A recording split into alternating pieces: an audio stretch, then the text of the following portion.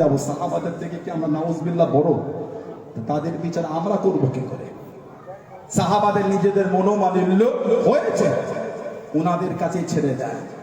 আপনি মাথা মারতে যান না, শব্দ যদি এলোমেলো হয় কাফের হয়ে কবরে যাবে। আহলে সুন্নাত ওয়াল জামাতের আকীদা, আমার নবী পাকের সমস্ত সাহাবারাই জান্নাতি। জোরে বলবেন না? জোরে বলা যাবে না? সাহাবাদের নিয়ে কিচ্ছু বলবেন না, যেই বলুক আপনি বলবেন না। আপনি আহলে সুন্নাত ওয়াল জামাত মানে এই আকীদায় মজবুত। আমি পারবো না, তুমি বলতো তোমার ইমানের জোর আছে, বলো আমি পারবো না, আমি সালেহা। এটা আহলে সুন্নাত ওয়াল জামাতের রায়। বলুন আলহামদুলিল্লাহ, জোরে বলুন আলহামদুলিল্লাহ। 10 জন সাহাবা নবীর নাম ধরে ধরে বলেছেন জান্নাতি, আশারায়ে মুবাশশিরা, তার মধ্যে একজন জুবাইর ইবনুল আওয়াম। জোরে বলবেন না? কদিন আগে আমি বাংলাদেশে ছিলাম, অনেকে দেখেছেন, গত 1 সপ্তাহ হলো ফিরেছি।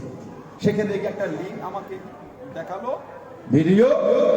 সেখানে একটা বক্তা ওয়াজ করতে গিয়ে বলছে, বলে আমার নবীও নাকি জানে না কিয়ামতে জান্নাতে যাবে না জাহান্নামে যাবে। আস্তাগফিরুল্লাহ বলে, বলুন নাউযুবিল্লাহ। কত বড় কুফরি কথা এটা। তাদের আবার ওয়াজগুলো আমাদের বাড়ির কিছু ছেলে দেখে, পুরপুরা হুজুরা বাপ দাদার গল্প করে শেষ করে দেয়। কষ্ট হয়, আমার দাদা হুজুরের কথা শুনলে কষ্ট হয়। কেন? দাদা হুজুরের ওসিলায় বাংলা জমিন আল্লাহ ইসলামের ঝান্ডা উঠিয়েছে। আপনার দাদু, আপনার পদ্দাদু, আপনার আব্বা, আপনার নানা, আপনার খালু, আপনার ফুপা আমার মুজাদ্দিদুজ্জামানের সাথে ঘুরে ঘুরে, আমার পাঁচ হুজুরের সাথে ঘুরে ঘুরে, দাদা হুজুরের খলিফাদের সাথে ঘুরে ঘুরে, হাক্কানি আলেম ওলামা আহলে সুন্নাত ওয়াল জামাতের ওলামাদের পিছনে ঘুরে ঘুরে ইমানের নূর পেয়েছে। ঠিক বলছি না ভুল বলছি? সেই দাদা হুজুরের কথাই চলন কিসে? হাওয়া ভালো না, কি বলে ভিডিও দেখা, এই দেখ বক্তা দেখেছি, হুজুরদের ছেলেগুলো খালি বাপ দাদার গল্প করে চলে যায়। আমার বাপ দাদাদের দ্বারা আল্লাহ জমিনে ইমানের ঝান্ডা উঠিয়েছেন, আলহামদুলিল্লাহ বলবেন না? আপনার হিংসা হচ্ছে কেন?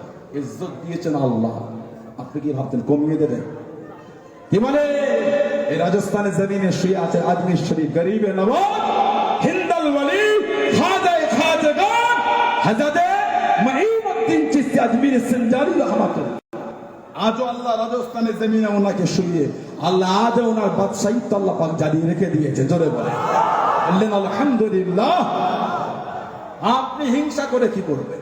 নেট খুলে দেখেন খাদা হুজুরের সামনে কত বিয়াদবি কথা, কিছু করতে পেরেছে?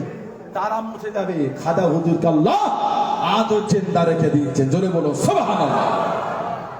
আমার ভাইয়েরা, বাচ্চাদেরা, ছেলেরা, যুবকেরা, মুরব্বীরা, কিছু কিছু নিটের বক্তা ওরা বলে নবীও নাকি জানে না জান্নাতে যাবে না জাহান্নামে যাবে। নবী যদি নিজেই না জানলেন, নবী যদি নাউজুবিল্লাহ নিজেই না জানলেন, নবী বললেন কি করে? আল ফাতিমাতু সাইয়্যিদাতুন নিসাই আহলিল জান্নাহ। ফাতেমা রাদিয়াল্লাহু তাআলা আনহা জান্নাতের সমস্ত মহিলাদের রানী। সুবহানাল্লাহ।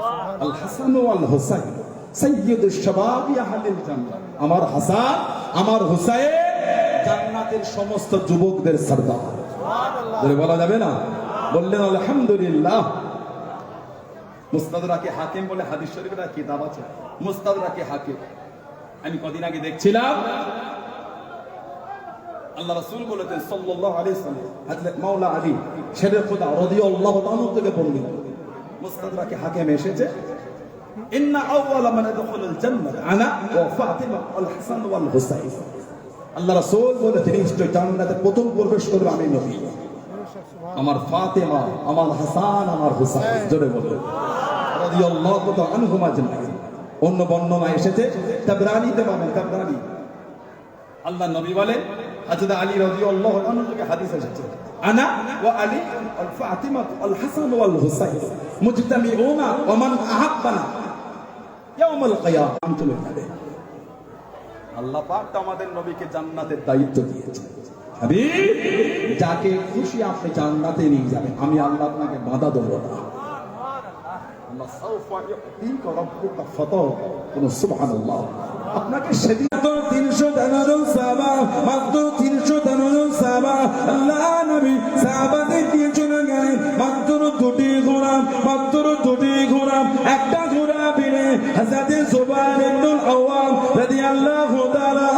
নারে তাকবীর, বলবা তারিখ এই বললা তোমার মতন ছেলে আল্লাহর ফেরেশতারা নাজিল হয়েছে, বললেন না সুবহানাল্লাহ। তুমি মাথায় হলদে পাগড়ি পরেছো, বদরে যত ফেরেশতা আল্লাহ পাঠিয়েছে সবার মাথা মানে প্রথম হিজরাত আবু সিরিয়া নাজ্জাসী বাদশা রাদিয়াল্লাহু তাআলা জানাজা আমাদের নবী আদায় করেছিলেন। দুরকম বর্ণনা, একরকম নাজ্জাসী বাদশা জানার লাশ সিরিয়ায় গিয়েছে, ওদের উপর জুলুম করা যাচ্ছে না, কি হবে? যে কোনো উপায়ে ওদের করে মক্কা শরীফে ফিরিয়ে আনতে হবে। কাফেররা বসে আলোচনা করে আমার রাসূলের সাহাবী আমর ইবনুল আস রাদিয়াল্লাহু তাআলা মুসলমান হবার আগে সাল্লাল্লাহু আলাইহি ওয়াসাল্লামের সান্নিধ্যে আসলেন না, এই কথাটা ওনার অন্তরে গিতে গিয়েছিল। অষ্টম হিজরি তার সহ্য হলো না, বাড়ি থেকে বার হলেন মুসলমান হবে বলে, বলুন সুবহানাল্লাহ। রাস্তায় গিয়ে মোলাকাত হয়ে গেল, হাজাতে তলোয়ার আর তীরের আঘাত আর দাগ, শহীদ হলাম না। এত কষ্টের পরও শহীদ হলাম না। ওনার বিবি বলছে কেন মন খারাপ?